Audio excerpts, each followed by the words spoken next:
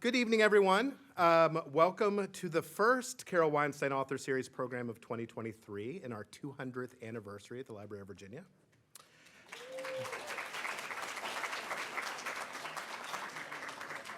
Tonight we'll be hearing from author Kathryn Miles about her book, Trailed, One Woman's Quest to Solve the Shenandoah Murders. My name is Scott Dodson. I'm the Executive Director of the Library of Virginia Foundation. Thank you all for joining us. Before we begin, those who have been to these before know I have a few housekeeping notes. Today's program is made possible thanks to the very generous support through the Carole Weinstein Endowment for Virginia Authors. We are so very grateful to Carole and Marcus Weinstein's incredible support of the library and this program. Thank you, Carole.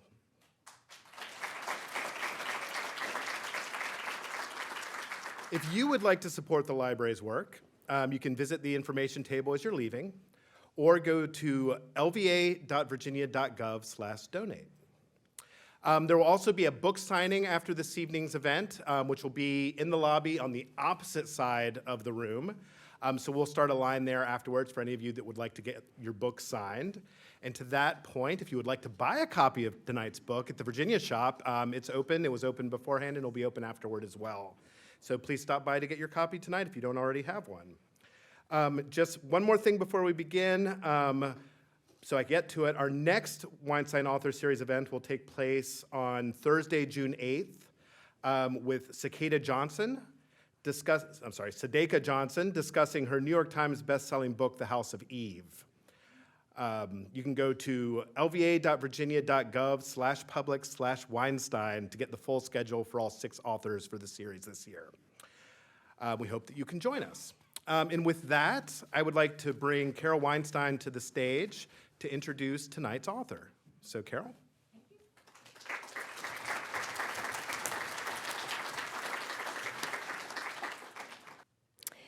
I have been supporting the Library of Virginia for years, and I have to say it is one of the most satisfying things that I do.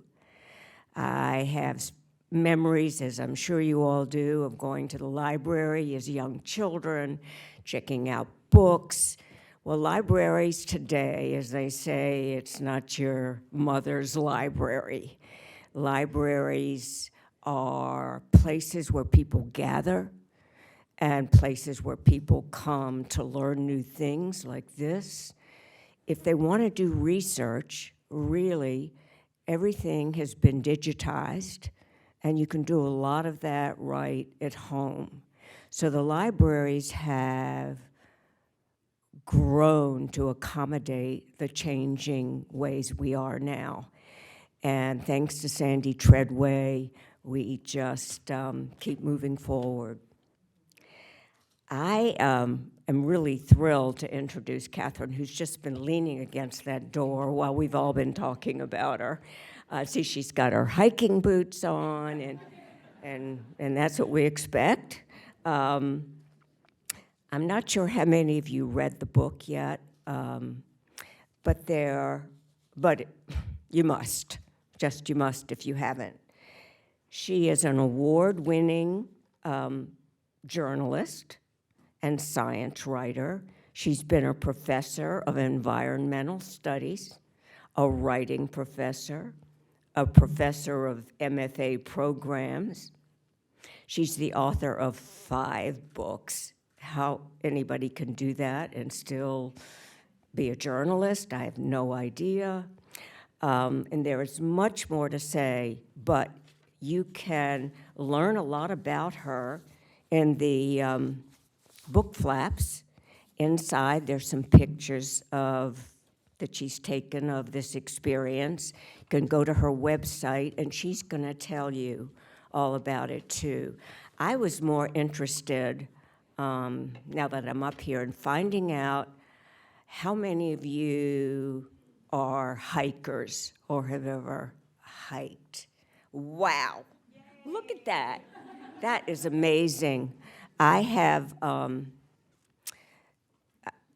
in my long ago youth, used to take these hikes with groups. And I would get a backpack and I would load it up and I would walk up and down the hills of my neighborhood so that I could get really strong. And so I have been on some challenging hikes, but never, never, ever have I put up a tent and slept out there, on the trail. We've always hiked to some place where there was a shelter and place to have a meal or build a fire and make a meal. So that is another difference. There are amazing trails all over. A lot of you probably read Wild, which was Cheryl Strayed's story of the Pacific Crest Trail. There's the Continental Divide, the Ozark Highlands. There are national parks, Yosemite, Acadia, I've been there, and Glacier in Montana, I've been there, and the Appalachian Trail, as I was telling Kathryn earlier, I've been 2 miles on the Appalachian Trail with the group. And all I have, yes, I could have gone over 2,000 miles. I mean, it's that long. So, but I didn't quite make that. I was proud of what I did, and then we all came back to the lodge. So that's how brave I am. When I was younger, our family used to drive through Afton, up to the mountains, up to the Skyline Drive. I don't know if any of you have done that before. You can nod your head, but it was so long ago that my brother and I remember it as going to Howard Johnson's. They no longer exist. Many of you have no idea what I'm talking about. But it was, and because their buildings were unattractive, orange and blue or green or something, but they had great ice cream. So we would go up the mountains and we would stop off at the lookouts and see the beautiful vista. Then we'd get to Howard Johnson's, and then Dad would drive us along the Skyline Drive for a while. So that is my experience with it. So you can imagine how drawn I was to Trailed to find out that it happened. This story happens along the Appalachian Trail, most of it in Virginia, and it's about some things that can happen or not such pleasant memories on the trail if you're unguarded. So you can, Kathryn's going to tell you all about that.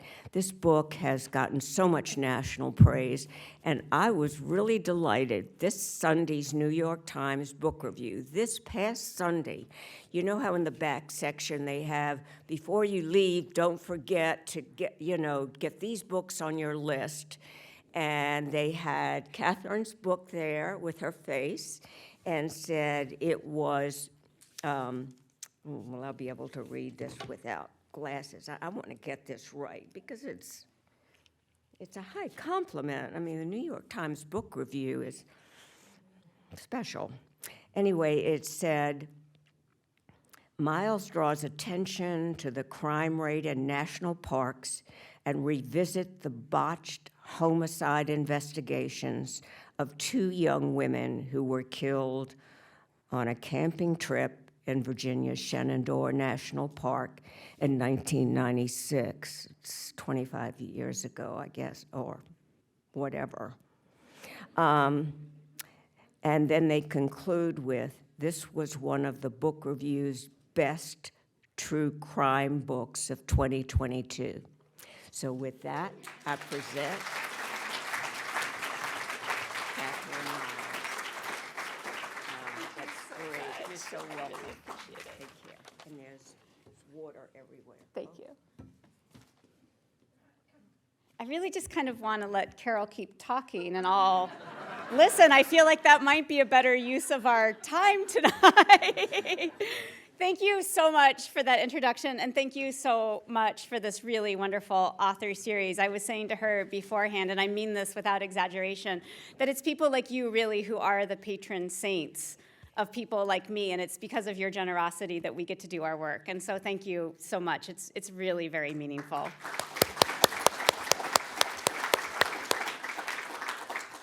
I also want to thank the entire staff of the library, especially Elizabeth and Scott, who have taken really, really good care of me and somehow got me from rural Maine to Virginia in one piece today, which is not always very easy to do. And I'm also really delighted to have a special guest in the audience, and that's Kristen Dilley, who's the co-host of Mind Over Murder, a really brilliant podcast which just reached 1 million downloads, which is quite a feat. And if you haven't checked that out and you like podcasts, definitely take a listen. She and her co-host Bill Thomas do a really excellent job of calling attention to some of these unsolved crimes, many of which have occurred here in Virginia.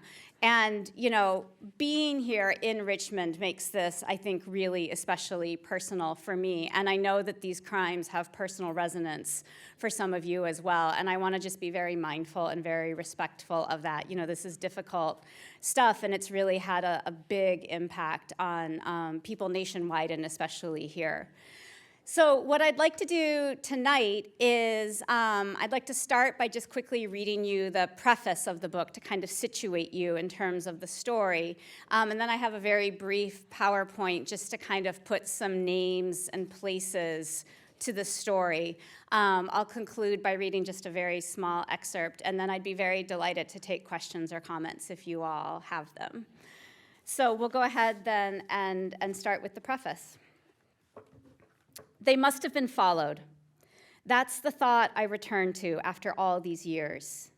They must have been tracked as they left the Skyland Lodge and stepped across Skyline Drive, the well-traveled backbone of Virginia's Shenandoah National Park. He, for murderers are almost always he's, must have been prowling Skyland's parking lots and public areas, hoping he'd find the right target. Perhaps he studied the two young women as they lounged in the grass outside the lodge, oblivious as they consulted a map or warmed themselves in the afternoon sun.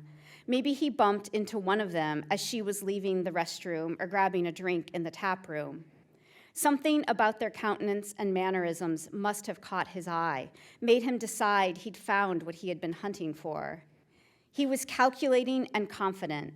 He would have thought little about following the women as they left the lodge area and descended that lonely, overgrown path.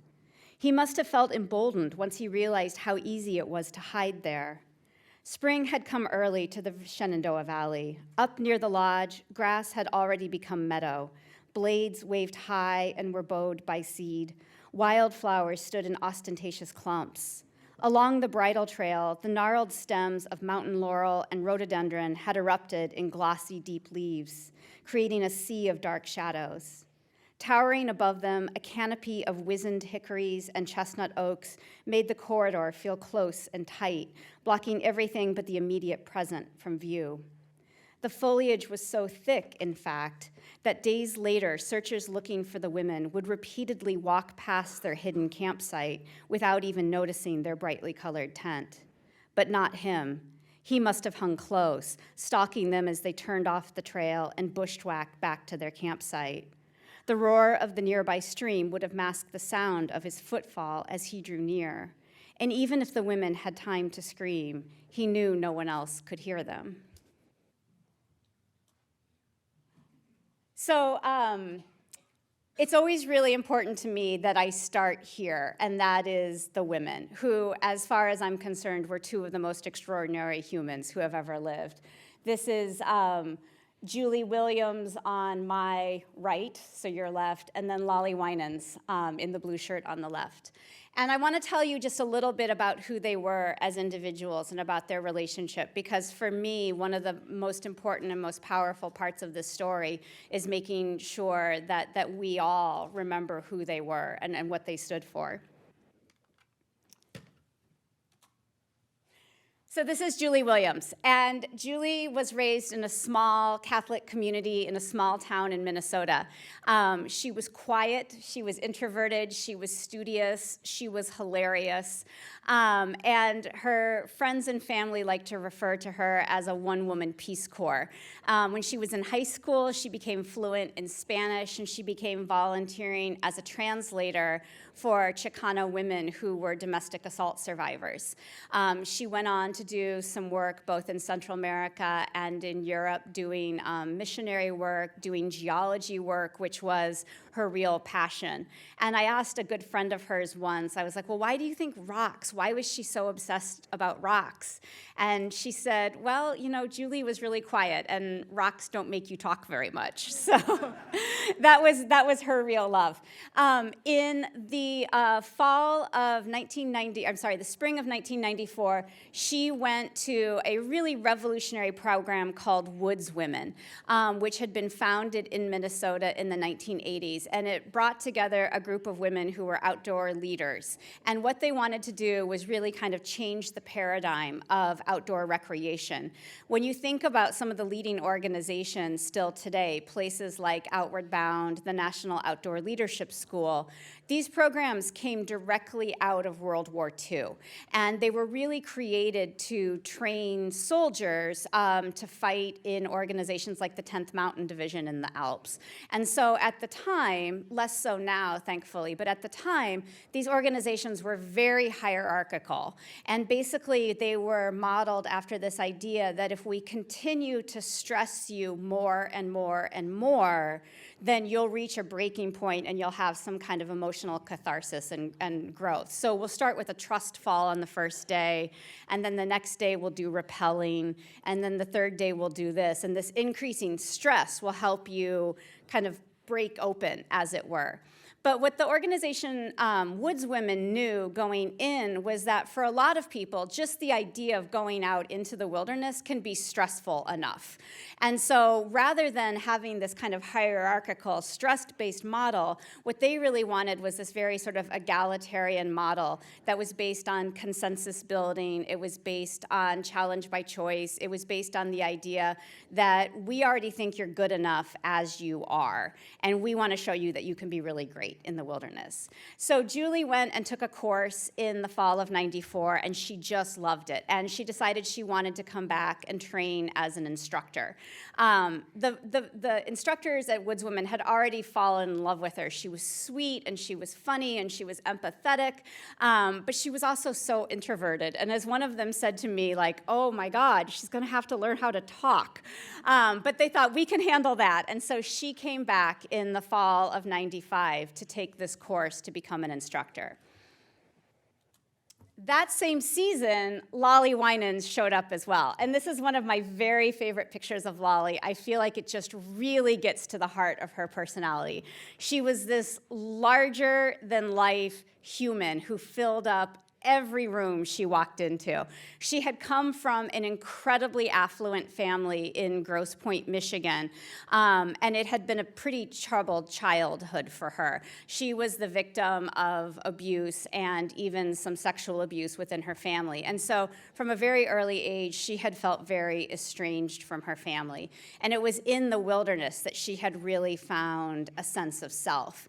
And so she had kind of wandered around a little bit trying to find her identity in light of this trauma.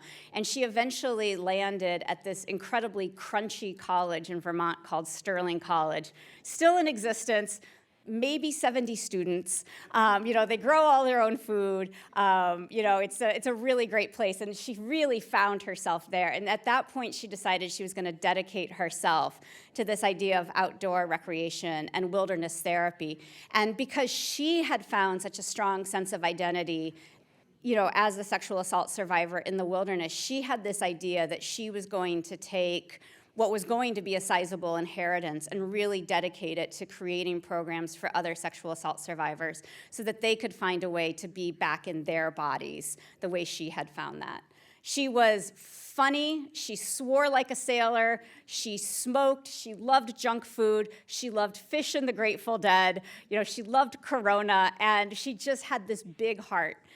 So in a lot of ways, Lolly and Julie were kind of yin and yang, but they met in May of 1995, and by all accounts, it was love at first sight. And here they were in this very safe and nurturing community, and they had a really wonderful summer where they got to explore what it would be to be in a same-sex relationship in 1995. And I can't stress enough for you what it was to identify as queer in 1995, right?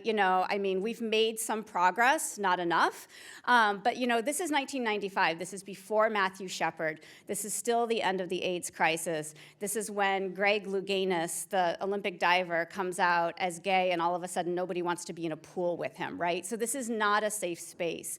And so what they have to figure out at the end of the summer of 95 is basically how are we going to navigate this same-sex relationship, which will also be a distant relationship. Lolly was finishing up at Unity College in Maine, and Julie was not quite sure where her next step was going to be, so she decided she'd move to Vermont. She was thinking about grad school, and they spent the next year really kind of trying to figure out who they wanted to be together. And it was a tough year for them. They came up a lot about, the same kind of challenges that I think any long-distance relationship comes up against. And then it was this idea, too, of, who are we, and to what degree, do we want to make our sexual identity a public identity, which was a real difficult question for them. So they had some bumps in the road. But by the time they got to May of 96, they had really committed to themselves as a couple. And at that point, Lolly was going to be moving in with Julie in Vermont. They had this very busy summer planned. Julie was going to be working for a geological survey around Lake Champlain. Lolly was going to be working at a wilderness camp. And so they thought, what we really need to do before the summer gets going is have some time to reconnect. And, they were both at this point outdoor leaders. They were incredibly conversant in outdoor backcountry ethics. They were very conversant in things like leave no trace and wilderness first responders. They were experts in their field. But they also just really wanted some time to kind of just be together in a relationship. And so if you've been in Maine this time of year, where it's as likely that snow is falling as anything else, they decided, that what they really wanted to do was something kind of easy, breezy, temperate. And so they picked Shenandoah National Park, figuring that it would be an easy place to backpack. They wouldn't have to put in a lot of miles. They could really just enjoy the time that they were going to spend together. And so they headed down to the park, we think around May 19th. And then they began what was going to be approximately a week to 10-day backpacking trip. Because they were both very avid journal keepers, and because Lolly was also a very avid photographer, were able to retrace their time in Shenandoah Park in really pretty amazing detail. And for those of you who aren't super familiar with Shenandoah, I always like to show these images just to kind of situate you so we know what we're talking about.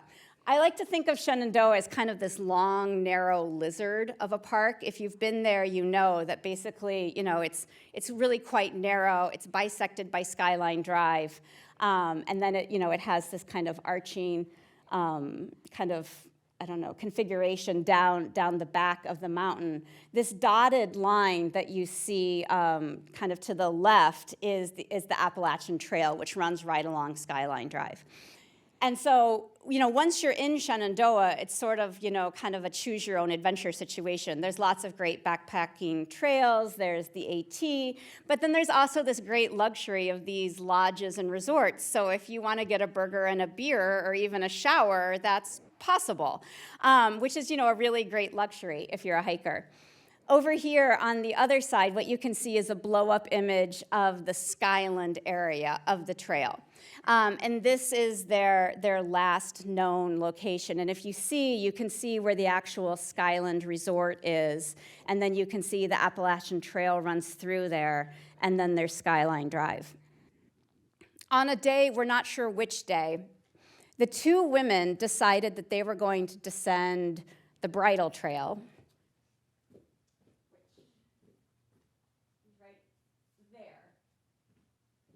And one of the things that has always really stuck out for me is how it is that they even knew this trail existed.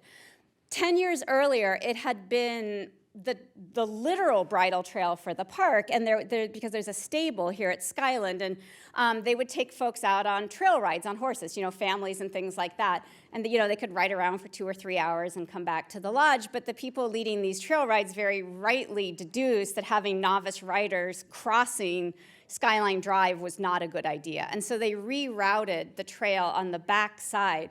And the bridle trail really fell into complete disuse.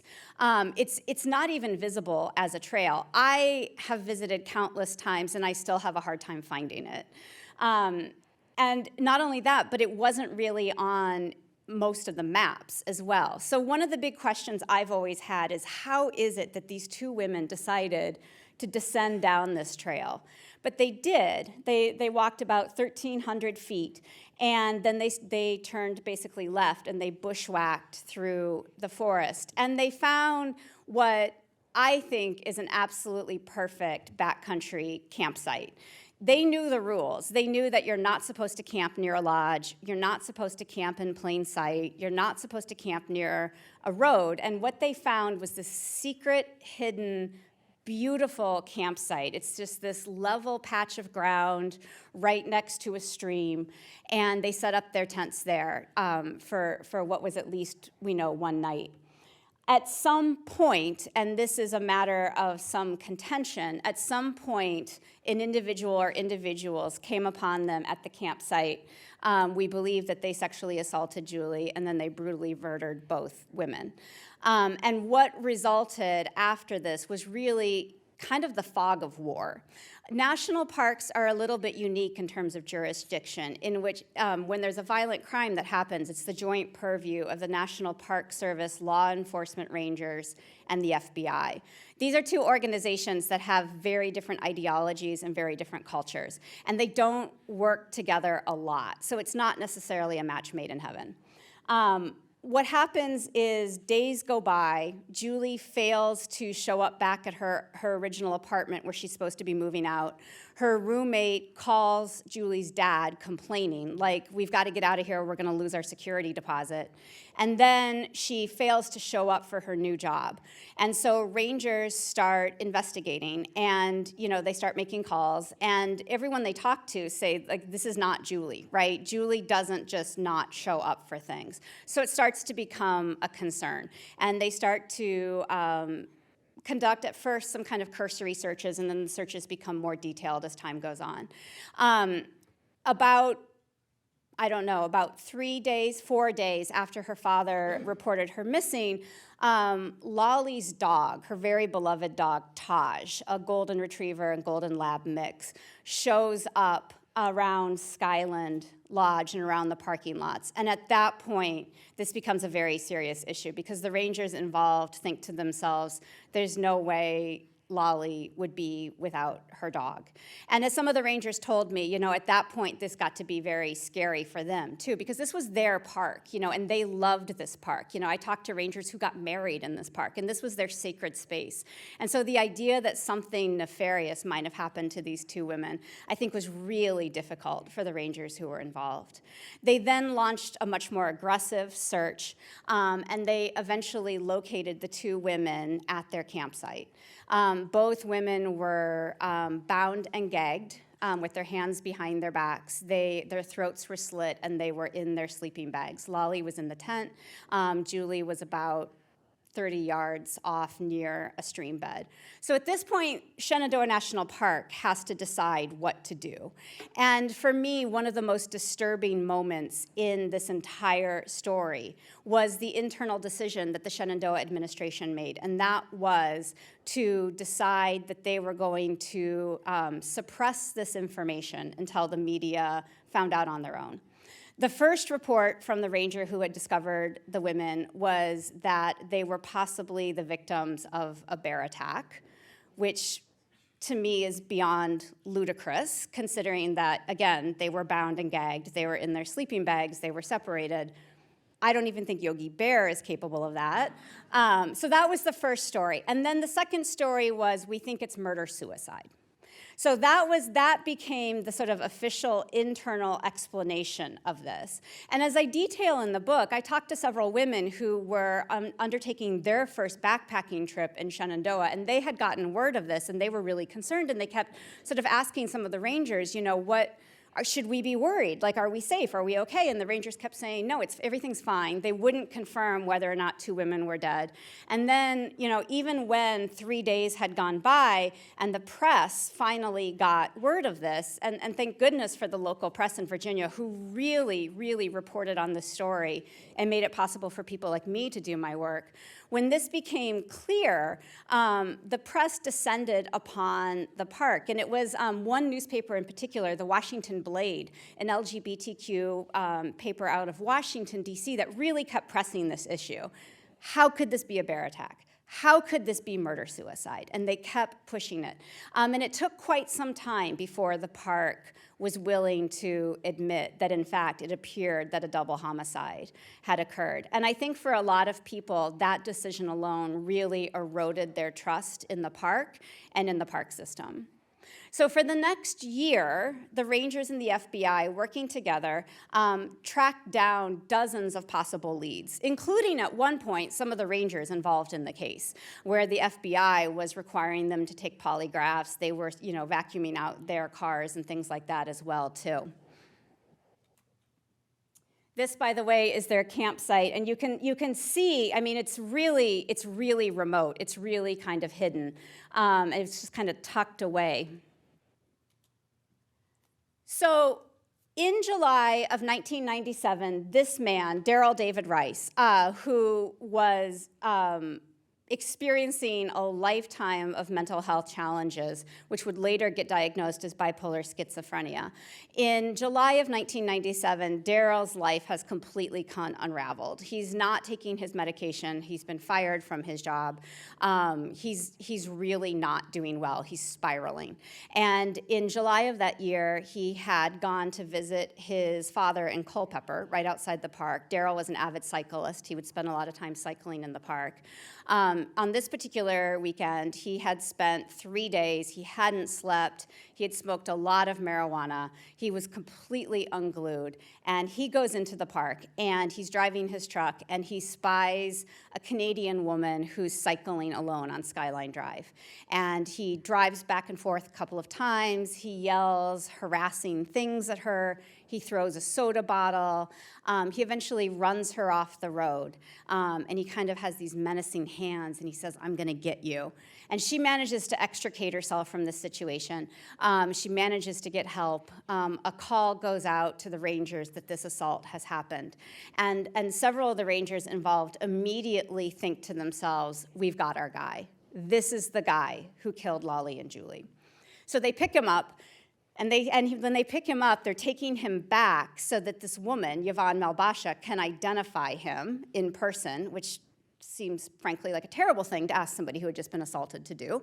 But they're bringing him back in, their vehicle. And while they're driving, Darrell says, "Hey, did you ever find the guy that killed those 2 women last year?" And at that point, the Rangers think this is definitely the guy. So they're driving, they ask him, they said, did you attack this cyclist? And he's like, "No." And they're like, "Darrell, did you attack the cyclist?" And he's like, "Yeah."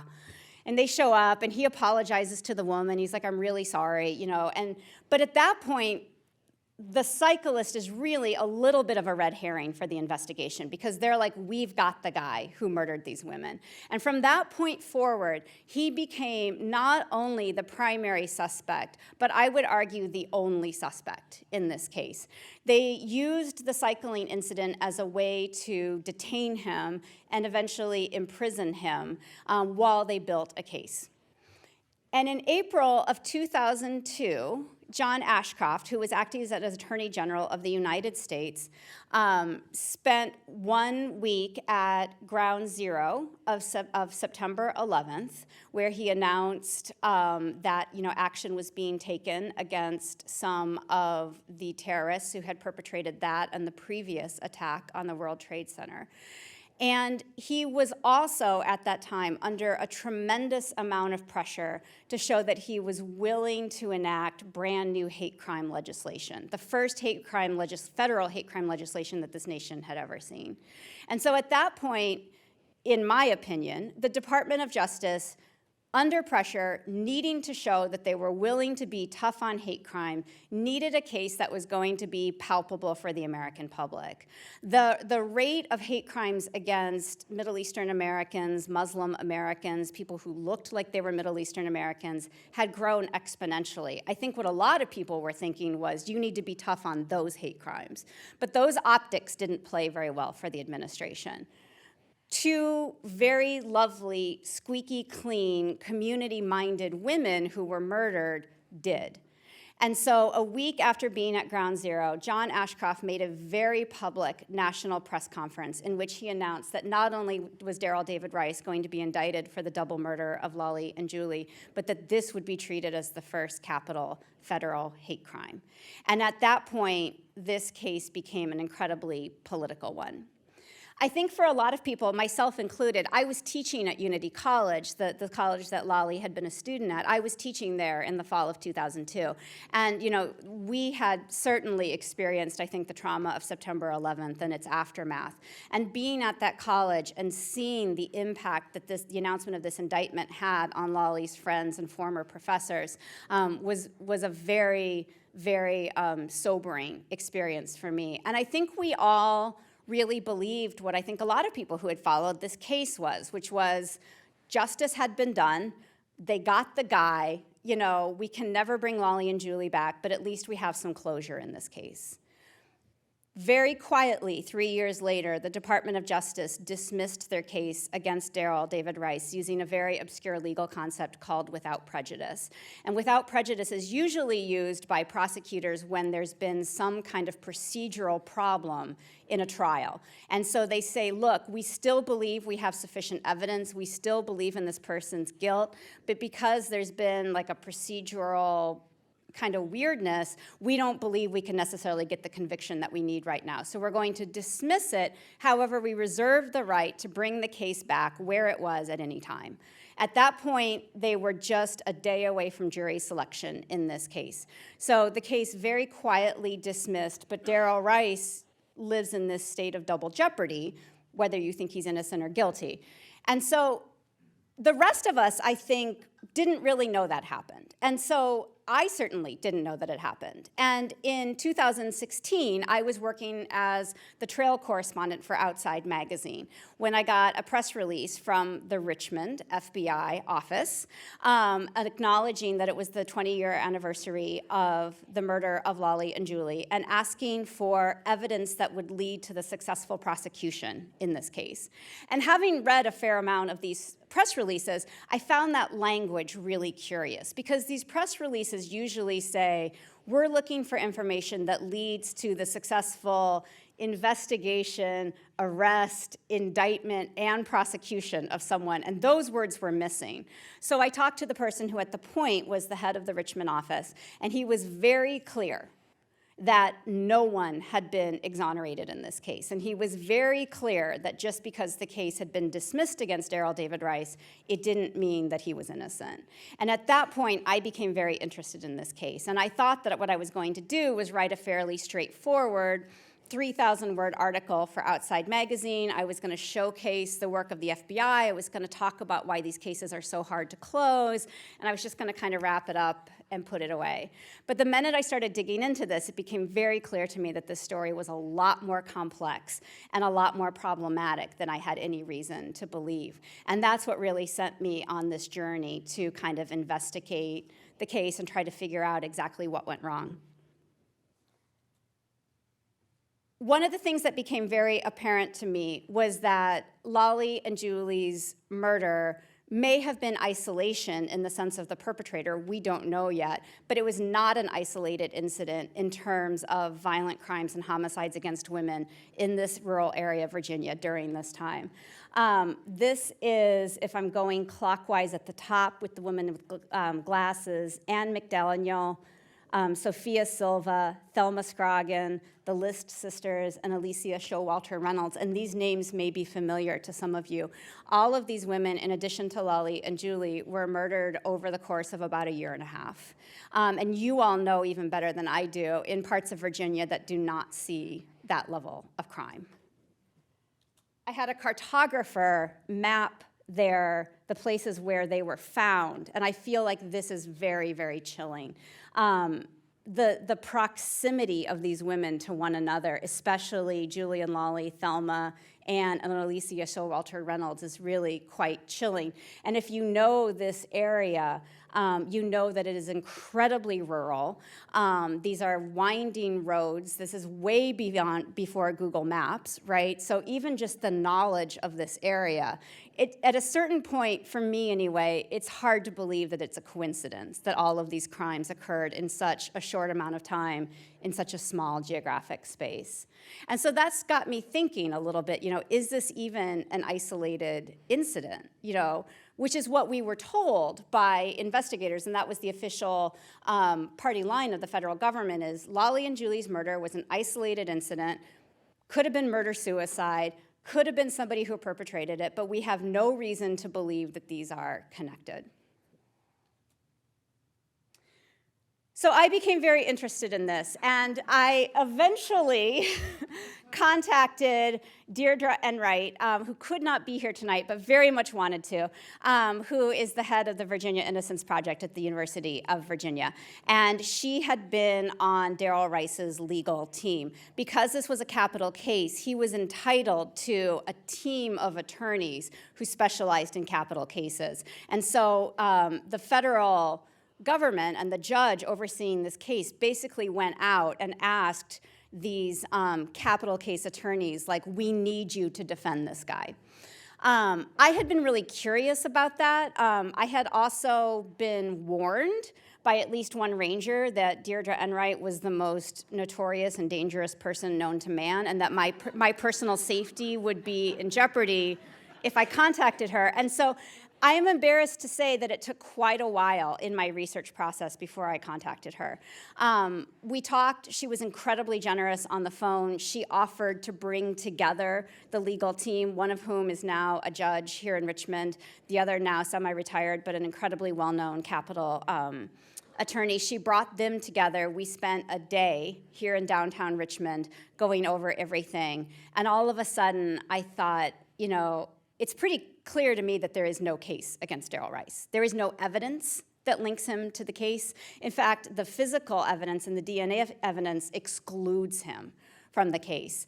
And so at that point, Deirdre very generously offered to re-unpack the case with me.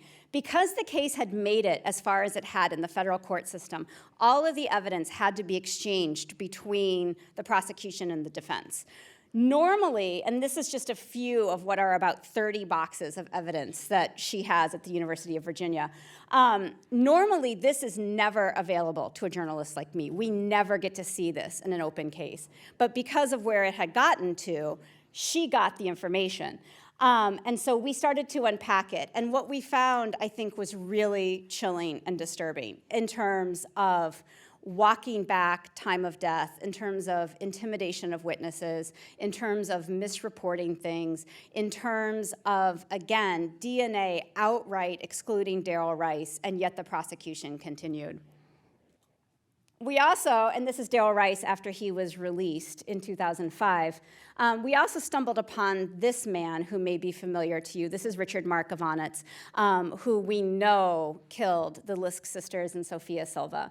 And working with Deirdre in this case and kind of examining these two men, Darrell Rice, who by his own account is a complete and total train wreck, right, who can't really even brush his teeth and clean out his car, the idea that he could undertake this highly sophisticated murder of two outdoor experts versus this man, Markovanets, known serial killer who had an MO that bears a pretty shocking resemblance to the murder of Lolly and Julie. So one of the things that I try to unpack in the book is, what are the cases against these two men? And one of the things that's very important to me is, given that we know Markovanets' MO, given that we know that he has murdered young women, and in a way very similar to Lolly and Julie, given that his DNA cannot be excluded from the DNA taken at the crime scene, why then are we so sure that it's Darrell Rice when we can exclude Darrell Rice's DNA, and nothing about his history seems to suggest that he's capable of this double homicide? So one of the things that I try to unpack in the book is how this happens. And it's really due in large part to what I think is a psychological phenomenon called confirmation bias, right? Once we get an idea in our head, we'll do everything we can to filter everything else through that idea. And the most obvious example I know about this is if you take our former president and you watch MSNBC, you have one idea about our former president, previous president. If you watch Fox News, you have a very different idea about him, right? And I'm not here to politicize my thoughts on Trump, though I'll be happy to tell you in the lobby if you'd like. But this idea that, that we filter everything through the reality we want to believe. And this happens very, very frequently. And for me, one of the things that I really wanted to call attention to is why this happens. And I also really wanted to call attention not only to the missteps that happened in this case, but why. And my attempt here is not to vilify the investigators who worked on this case. I think, most of the investigators who worked on this case are very sort of diligent, civil public servants, who really wanted to solve it. But in the case of the FBI, they were really out of their league with a wilderness crime scene. They didn't know how to investigate it, and it didn't adhere to their training. The National Park Service police, didn't have to deal with a lot of violent crime, so they were similarly kind of ducks out of water. But the other thing that I found that was really kind of shocking was just how the degree to which attrition and underfunding of our national parks has really kind of allowed these sorts of crimes to proliferate. And that's one of the things that I'm really hoping that we all can kind of come together to correct. That our national parks are woefully underfunded. At the time of this murder, the rangers in Shenandoah didn't necessarily carry weapons, their radios didn't work, they were understaffed, they were undertrained, and that problem has only gotten worse. Meanwhile, what I've discovered is that there's no codified way of reporting violent crime in our national parks, so we don't even really know to what degree it's a problem. And so one of the things that I really want us all to do, as Americans, is really kind of embrace this idea, first articulated by Theodore Roosevelt and then later by Ken Burns, this idea that the national parks really are America's best idea. And I think in a lot of ways they are. But for way too many people, the national parks feel like they're just out of reach. People don't feel safe there because of their race or their ethnicity, their gender, because of their body shape and size, because they're differently abled, because of their sexuality. And I think as Americans, we really kind of owe it to really sort of democratize these parks and make them safe for everyone.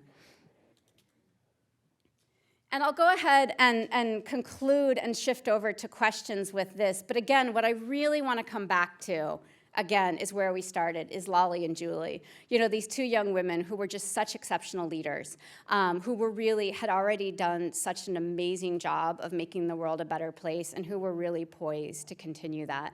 And they are just two of over 250,000 cold homicide cases in this country right now.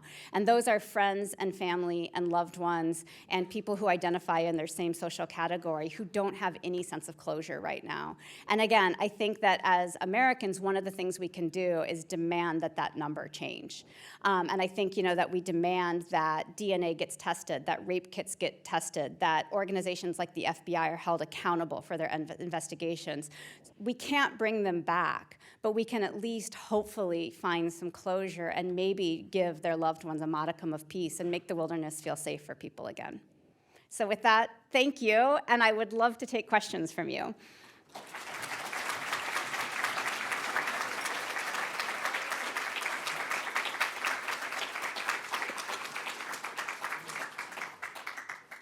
A couple comments and a question. Comments, I loved, it was expressed so well, the dread as each individual person got to that point of, something's not right here. Like, this isn't, you kind of go for a little while and you're like, oh, they're just out and about, I haven't heard from them. But that each notch of the dread of, okay, this has gone too far, like this was brilliant writing. So that was excellent. I think learning how the sausage is made, as far as the park system being a petri dish of an opportunity for crime, is very unsettling at best. I mean, I used to hike those trails by myself years ago, pre-cell phone days. You know, if you didn't have somebody who wanted to hike with you, what do? But like Miss Carole, I never was in the backcountry. I didn't set up a tent. I didn't stay overnight or do anything like that. So I'm always amazed when people are willing to do that. I know in the book you explore a little bit about the Rangers opportunity. And because I don't stay overnight in tents in the backcountry, what accessibility do Rangers have to know who is filed for backcountry camping? Because you took the case to the instructor at the professor at the college, and I know a lot of the students were like, inside job. And I gotta agree, I feel like inside job. Like, anybody doesn't have to scour the park and find somebody. If they could see a register and say, backcountry camping, 2 women, sure, I'll bring some snacks for the dog. Open opportunity. So what are your thoughts kind of on that? Yeah, and well, I'll tell you what the FBI's thoughts are, basically. So first of all, there are 2 types of rangers in our national parks. There are interpretive rangers, which are probably what you think of when you think of rangers, with the people with the green hats who are welcoming you when you get there and maybe telling you you're being too loud and taking you on nature walks. And so their job is really to be kind of the person fronting face of the park. And then there are the law enforcement rangers who, again, have all of the rights and responsibilities of the Virginia State Police and the FBI. So those 2 different types of rangers. Anyone who is backpacking and camping in a national park has to fill out a backcountry permit. And we have Lolly and Julie's permits, so we do know what they say. And so what you have to say in your backcountry permit is who you are, where you're from, what your contact information is, your vehicle and where it's parked, and then your itinerary. We think we're going to be here on this day, here on this day, here on that day. So those do exist for Lolly and Julie. The permits do not say they're going to be at the bridle trail. If you like conspiracy theory, it is true that the Park Service will tell you that the person who last saw these 2 women was the girlfriend of the ranger who discovered their bodies. That's a little awkward. So, you know, to what degree is a ranger complicit? I can't say. I can say, again, that the FBI did really drill down on them. There were 4 rangers who were working as law enforcement rangers in Shenandoah in 1996 who had also worked as law enforcement rangers in 1986 and had actively worked the case of Kathy Thomas and Becky Dowski, the first 2 of the Colonial Parkway murders. I think for the FBI, that was a pretty problematic thread. So they did really drill down on them that first summer. And then I have been told, but have not been confirmed by the FBI, I've been told by one of the rangers that last summer, after the release of the book, the FBI started drilling down on several of them and went to the point of collecting DNA swabs from at least 2 of them. So I don't know what any of that means. I can just kind of report to you those facts.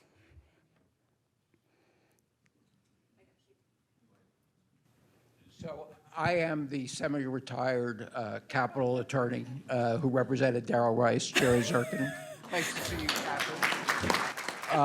Was that okay? I was trying to think of a... Yeah, it's terrific. I didn't have a beard the last I time think we I said, saw me. I did say had a lot of really great experience with other high-profile capital cases, Yeah, right? Yeah.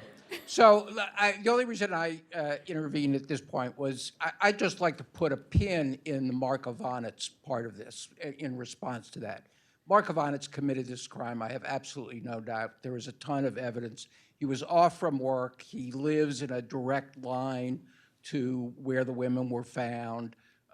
He was supposed to be at a wedding, and he didn't show up, and he was off from work. He was killed in a shootout with the police in South Carolina, and he called his sister when he was holed up and said he had killed 300 women over time.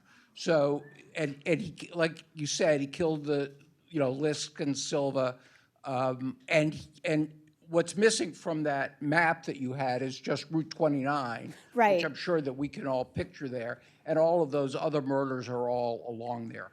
So, and the DNA, as you mentioned, is pretty clear. So, yeah, we were suspicious about some of the, went down those rabbit holes with some of the park rangers, but we don't have any doubt at this point.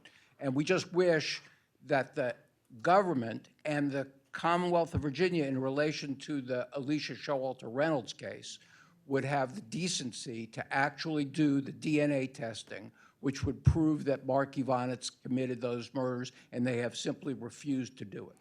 Thank you, Jerry. That's right. And not only that, but cigarette butts found both at Lolly and Julie's campsite and Alicia's car, gloves found at both scenes. When the FBI got the DNA results back from some of the DNA taken from Lolly and Julie's campsite, it excluded Darrell Rice unequivocally.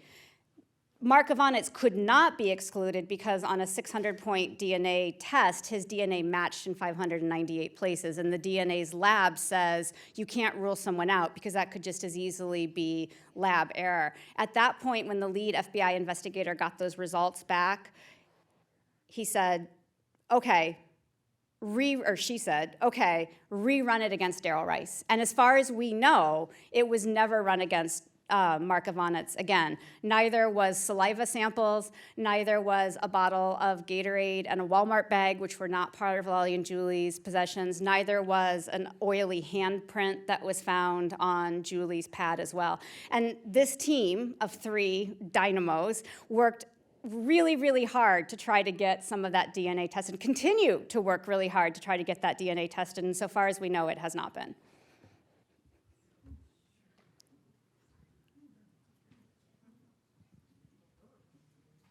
One more comment regarding that is that I also thought, and I know you talk about it being botched, but presumably if they have any thoughts that, hey, this serial killer was guilty for it, right? And he's dead. It's sort of the difference between sometimes when you have a doctor who is thinking of you like a clinical case instead of a human being, and you're saying they're underfunded, like they're underwater. There's cases that you know, they don't have the personnel, they're like, you know what, if it's this guy and he's dead, well, he's not a threat to anyone else, let's just move on, right? Doesn't help the families, doesn't help, you know, any of that, but from their standpoint in the crime, it's like, well, this guy's no longer a threat. I mean, is there some, because you do discuss some of the budget cuts, I feel like nobody wants to have their work questioned, but who has time to do your work twice? Well, right, and I think that's a good point. And you know, the FBI lab, I think, is working really hard. But, you know, I found a professor at the University of California who already has an articulated relationship with the FBI, who has a new testing of hair that does a really pretty sophisticated fingerprint of hair. He already works for the FBI. He already has an articulated agreement. You know, basically what he said to them after I spoke to them is, you know, basically send me a ½ centimeter of the hair that you found in the duct tape, send me a ½ centimeter of Mark Ivanitz's hair, and we will solve this once and for all. And the FBI said, thanks for your interest, but we're all good here. So I think for me, that's the real problem here. That's the black box of the FBI. I'm a true crime. I'm a former police reporter in Newport News, and the question, one of the questions is, did you ever think that they're connected to the Parkway killings? The Shenandoah murders and the Parkway killings? Yes. Yeah, that is a topic of constant debate. You know, Kristen, who covers the Parkway extensively in their podcast, you know, I think people go back and forth on that a lot.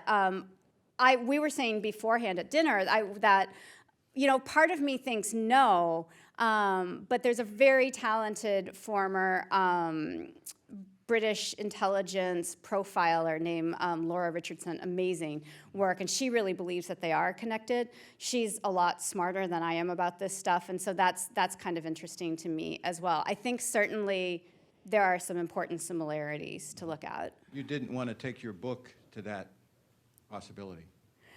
I mean, I talk about it, you know, I definitely talk about it, and I talk about the commonality of the Rangers and things. I mean, I side with Rice's legal team right now on saying, right now at least, prove to me it's not Mark Ivanitz. Can I say definitively that it is? I cannot.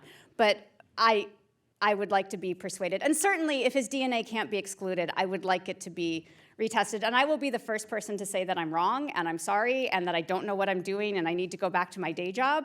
But until we retest that DNA, I mean, how can we possibly not look at him?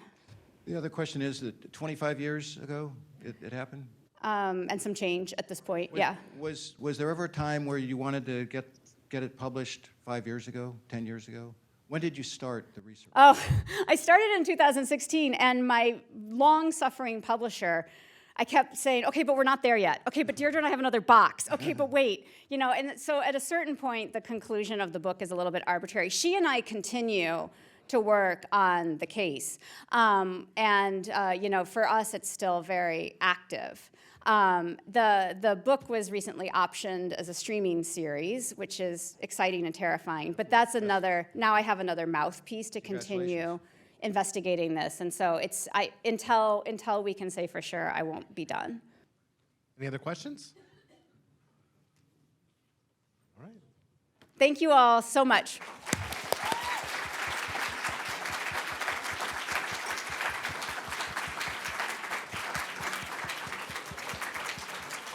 All right, thank you, everyone. Remember, our next Weinstein Author Series event will happen on June 8th with Sadiqa Johnson, and we'll be signing books in the lobby after this. So thank you all again. Good night.